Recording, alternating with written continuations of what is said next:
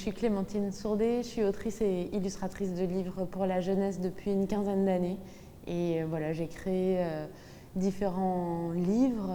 Mes axes, on va dire, de travail, c'est le récit du coup populaire, le conte en fait, les histoires qui ont voyagé en fait au travers des siècles et qui continuent encore de nous animer, en fait, d'être importantes pour nous.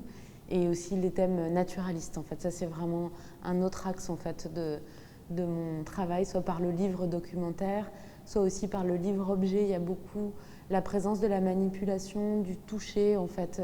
Ça, c'est des choses qui sont importantes dans mes livres. Jusqu'à présent, j'ai toujours pris les textes en fait, initiaux. Donc, sur les contes sur lesquels j'ai travaillé, j'ai utilisé les textes de Perrault, puisque je suis française en fait, et que du coup, c'était l'écriture en fait, qui correspond à notre pays, même si on raconte aux enfants les versions de Grimm, parce qu'elles sont, on va dire, les fins sont plus sécurisantes en fait, ou etc. Moi, voilà, j'ai fait ce choix-là parce que j'aime aussi me dire que les héros, donc par exemple que ce soit le petit chaperon rouge et la grand-mère qui sont avalés dans le ventre du loup, pour moi, en fait, l'histoire continue. Et le lecteur peut s'inventer aussi l'issue. C'est-à-dire que dans la version des Grimm, la chose, elle est terminée. C'est-à-dire que finalement, il y a un sauveur qui vient ouvrir le ventre du loup et comme ça, la grand-mère et le petit chaperon rouge sont sauvés. Moi, dans ma tête, finalement, l'histoire de Perrault, elle ne s'arrête pas là. Elle ne s'arrête pas à les deux personnages, en fait, sont dévorés. Parce qu'on ne dit pas qu'elles sont mortes, en fait elles sont encore en vie. Donc comme elles sont encore en vie, elles ont encore la possibilité d'avoir des idées, une puissance et de s'en sortir toutes seules.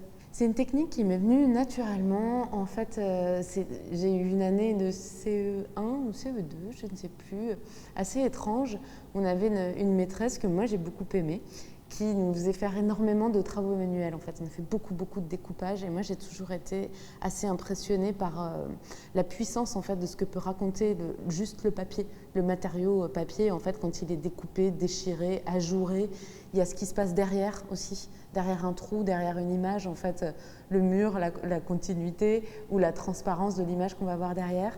Et c'est aussi une technique de fabrication d'images populaire. Moi j'ai un goût pour ce qu'on appelait avant les ouvrages. Donc faire un tricot, une broderie, faire quelque chose, fabriquer finalement au fil des jours quelque chose avec ses mains. C'est quelque chose qui est très important pour moi. Et la technique du papier découpé, elle a traversé les frontières. On la trouve en Amérique du Sud, on la trouve aussi beaucoup en Chine, en Asie, on la trouve en Suisse, en France. Voilà, dans plein de pays, ça fait partie de la culture populaire en fait de l'ouvrage.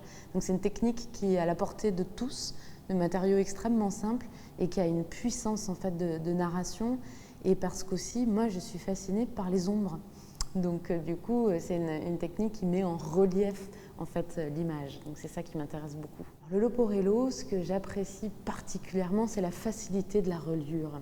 Donc si on s'intéresse un peu à la fabrication des imprimés, finalement la plupart des imprimés, c'est une grande feuille qui est pliée, cousue et découpée.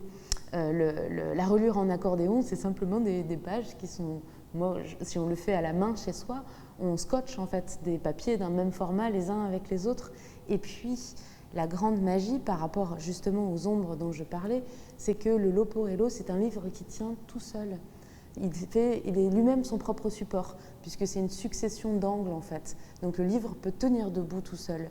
Donc ça veut dire qu'on peut jouer aussi, nous les lecteurs, avec une petite lampe et faire que ce livre il devienne un théâtre d'ombre. Donc c'est ça qui m'a aussi beaucoup plu. Et le point de départ, donc je disais qu'il y a aussi toute une veine naturaliste en fait dans mon travail.